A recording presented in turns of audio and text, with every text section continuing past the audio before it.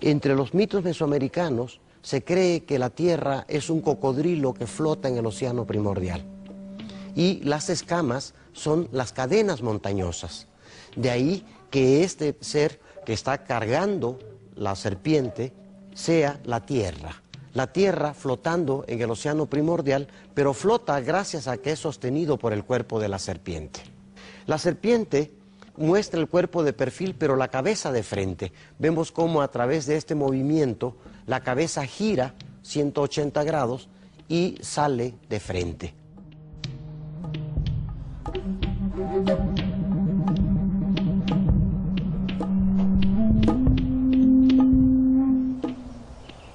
Recientes excavaciones en este templo han puesto también de manifiesto su uso como un sepulcro de una serie de más de 80 cautivos que fueron sacrificados para conmemorar la erección del edificio. Algunos de ellos están con los brazos atados en la parte posterior y llevan objetos de jade que muchas veces proceden del área maya, por lo que se piensa que sean cautivos que fueron traídos hasta Teotihuacán y sacrificados para la dedicación de este templo.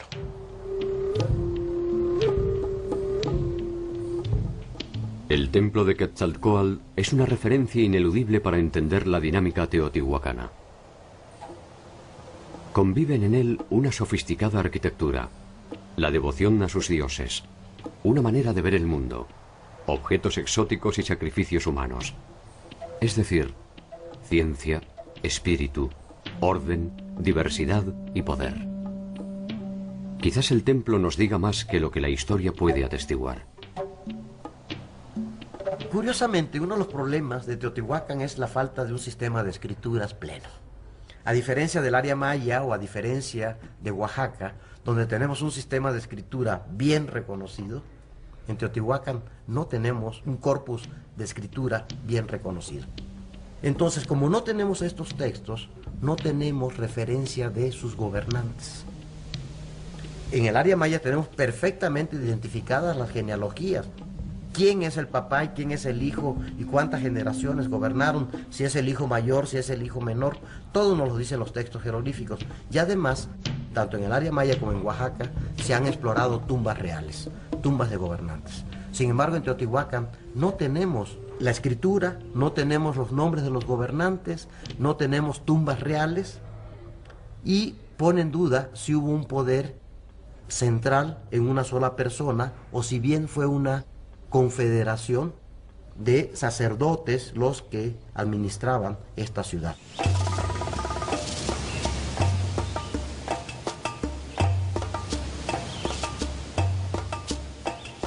Teotihuacán alcanza su esplendor entre el siglo V y VII después de Cristo.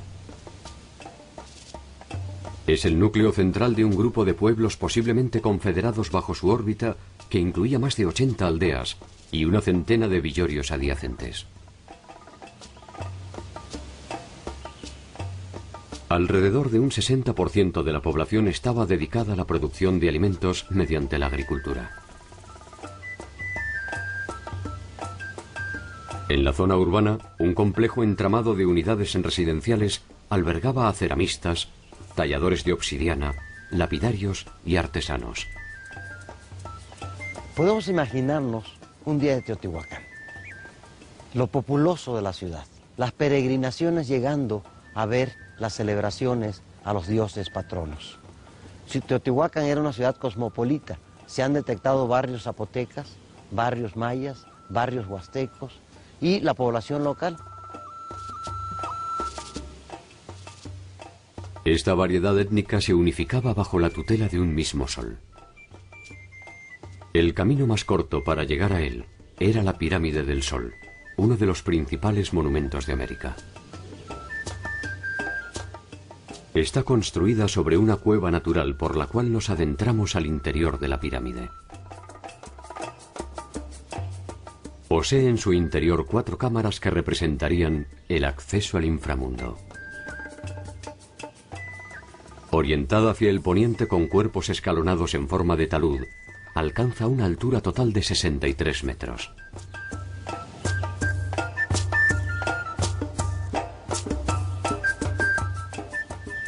La pirámide de la Luna, a espaldas del Cerro Gordo, es el eje sobre el cual se trazó la calzada de los muertos.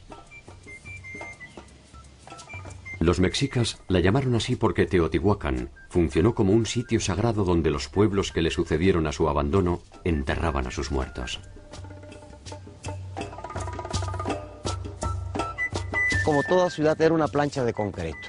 No habían árboles en torno a la ciudad, porque tenemos que pensar en los campos de cultivos, pero también tenemos que pensar en la cantidad de madera y de leña que se necesitó para estas construcciones.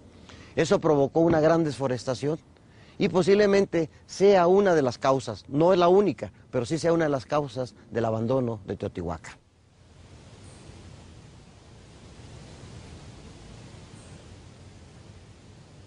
Hacia el año 700 después de Cristo, la ciudad que según las escrituras fue la que dio origen a los hombres, se perdió irremediablemente abandonada por sus pobladores. Quizás la causa más notada arqueológicamente es de que la ciudad fue incendiada. La ciudad fue incendiada hacia 700 de nuestra era y con esto comenzó el abandono del sitio. Posiblemente grupos del norte bajaban en estos tiempos, quizás los hablantes de náhuatl, y ocasionaron justamente este colapso. Pero también debieron haber sido causas externas, como el cierre de las rutas de comercio que controlaban pueblos aliados a Teotihuacán, que poco a poco se fueron apropiando del control de las rutas que antes Teotihuacán dominaba. El tiempo de la ciudad donde se hacen los dioses terminó por cuestiones bastante terrenales. Tal vez la migración de los grupos del norte. Tal vez el deterioro del ecosistema. Tal vez una rebelión de sus propios pobladores. O la asfixia de sus aliados más importantes. Tal vez simplemente cumplió la parte del plan pergeñado por los dioses y agotó, con cierta furia, el tiempo histórico que le estaba predestinado.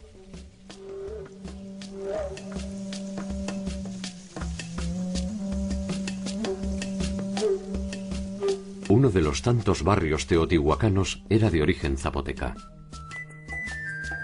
Los teotihuacanos se dispersaron con el fin de la ciudad. Los zapotecas atravesaron el sinuoso derrotero del tiempo para llegar a nuestros días.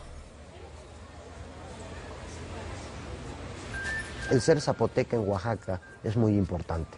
Es el grupo indígena más numeroso. Estamos hablando de más de 400,000 hablantes de zapoteca en la actualidad, con una distribución muy amplia en el estado.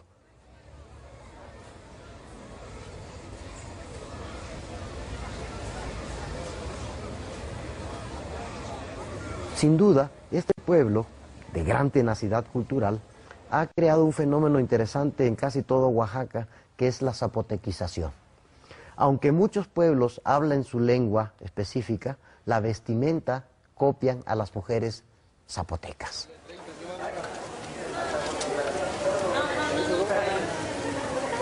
Entonces, los legados culturales de los zapotecas van desde los de la época prehispánica, donde algunos investigadores piensan que el origen del calendario, el origen de la escritura mesoamericana se desarrolla en Monte Albán, hasta la presencia actual en Oaxaca del grupo zapoteca.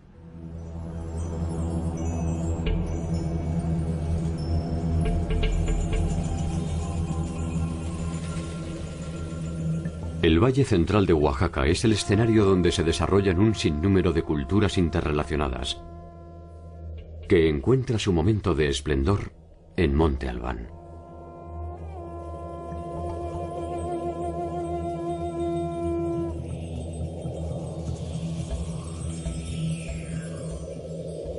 Monte Albán fue el centro urbano más importante de la cultura zapoteca. Allí llegaron a habitar más de 30.000 personas.